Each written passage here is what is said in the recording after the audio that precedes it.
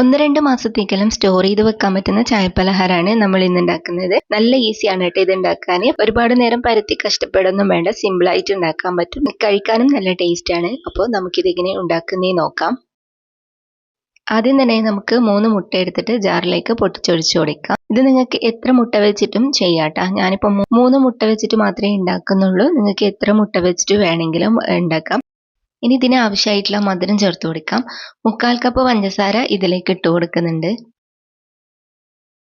ഇനി നമുക്ക് ഇതിലേക്ക് 4-5 ഏലക്കായ ചേർത്ത് കൊടുക്കാം. അതല്ലെങ്കിൽ നിങ്ങൾ കുറച്ച് ഏലക്കായ പൊടിച്ചത് ചേർത്ത് കൊടുത്താലും മതി.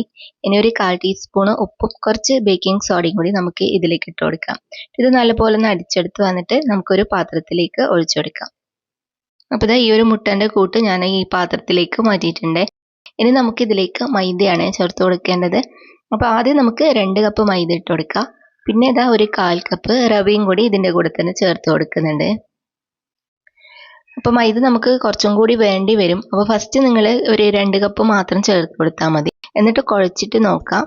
കുഴച്ചിട്ട് വേണമെന്നുണ്ടെങ്കിൽ മാത്രം കുറച്ചും കൂടി മൈദ ഇതിലേക്ക് ആഡ് ചെയ്ത് കൊടുത്താൽ മതി.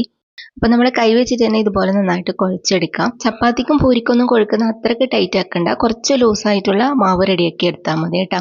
അപ്പോൾ കുഴക്കുന്ന സമയത്ത് ഇതുപോലെ കുറച്ച് ലൂസായിട്ടാണ് ഉള്ളതെങ്കിൽ 1 കപ്പ് മൈദയും കൂടി ഇതിലേക്ക് കുറച്ചായിട്ട് ചേർത്ത് കൊടുക്കാം. ആവശ്യമുള്ള എത്ര മാത്രം മൈദ ഇട്ട് കൊടുത്താൽ മതി. എന്നിട്ട് നന്നായിട്ട് കുഴച്ചെടുക്കുക. ഇത് കുറച്ചിങ്ങനെ സ്റ്റിക്കി ആയിട്ടാണ് ഉണ്ടാവുക, കയ്യിലെല്ലാം ഒട്ടിപ്പിടിക്കും. അപ്പോൾ അതുകൊണ്ട് നമ്മൾ ഇതിൽ കുറച്ച് ഓയിലാക്കി കൊടുക്കുക.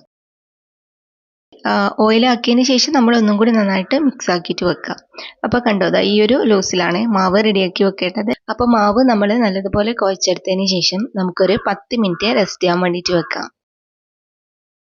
ആ സമയം കൊണ്ട് നമുക്ക് കുറച്ച് ഓയിൽ ചൂടാക്കാൻ വേണ്ടിയിട്ട് വെക്കാം. അപ്പോൾ നമ്മുടെ ഓയിൽ നന്നായിട്ട് ചൂടായിട്ടുണ്ട്.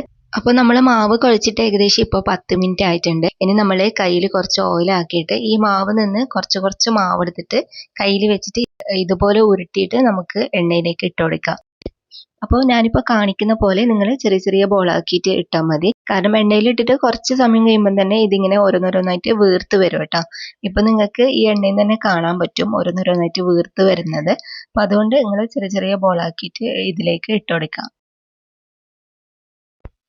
അപ്പോൾ ഞാനിതാ എണ്ണയിൽ ഫുള്ളായിട്ട് നിറയെ മാവിട്ട് കൊടുത്തിട്ടുണ്ട്.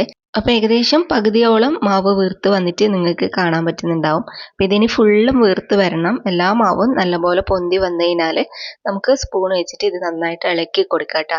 എല്ലാ സ്ഥലവും ഒരേപോലെ കുക്കാവാൻ വേണ്ടിയിട്ടാണ് നമ്മൾ ഇതേപോലെ ചെയ്ത് കൊടുക്കുന്നത്. അപ്പോൾ കുറച്ച് സമയം നിങ്ങൾ വെയിറ്റ് ചെയ്തിട്ട് എല്ലാ ഭാഗവും ഒന്ന് ഇളക്കി കൊടുക്കുക. ഇടയ്ക്കിടയ്ക്ക് ഇതേപോലെ ഒന്ന് മിക്സ് ആക്കി കൊടുത്താൽ മതി. വേഗത്തിൽ തന്നെ ഫ്രൈ ആയിട്ട് കിട്ടും.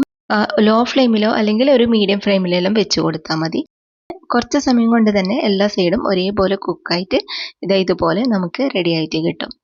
അപ്പോൾ നമ്മുടെ അടിപൊളിയായിട്ടുള്ള സ്നാക്ക് റെഡി ആയിട്ടുണ്ട്. വൈകുന്നേരം ചായൻ്റെ കൂടെ എല്ലാം കഴിക്കാൻ വേണ്ടിയിട്ട് നല്ല ടേസ്റ്റാണ്. അതുപോലെ തന്നെ നമുക്ക് കുറേ നാൾ സ്റ്റോർ ചെയ്ത് വെക്കാനും പറ്റും. പുറമേ നല്ല ക്രിസ്പിയും ഉള്ളിൽ നല്ല സോഫ്റ്റ് ഒക്കെ ആയിട്ടുള്ള ഒരു സ്നാക്കാണ് കേട്ടോ ഇത്. ഇതിൻ്റെ ചൂടെല്ലാം പോയതിന് ശേഷം എയർ ടൈറ്റ് ആയിട്ടുള്ള കണ്ടെയ്നറിൽ ഇട്ട് വെച്ചാൽ 1-2 മാസമെല്ലാം നിങ്ങൾക്ക് സ്റ്റോർ ചെയ്ത് വെക്കാൻ പറ്റും. അപ്പോൾ ഇതുവരെ ഇങ്ങനെ ചെയ്ത് നോക്കിയിട്ടില്ലെങ്കിൽ ട്രൈ ആക്കി നോക്കുക. ഇന്നത്തെ റെസിപ്പി നിങ്ങൾക്ക് എല്ലാവർക്കും ഇഷ്ടമായിട്ടുണ്ടാവും എന്ന് വിചാരിക്കുന്നു. വീഡിയോ ഇഷ്ടമായാൽ മറക്കാതെ ലൈക്കും ഷെയർ കമൻറ്റും ചെയ്യണേ.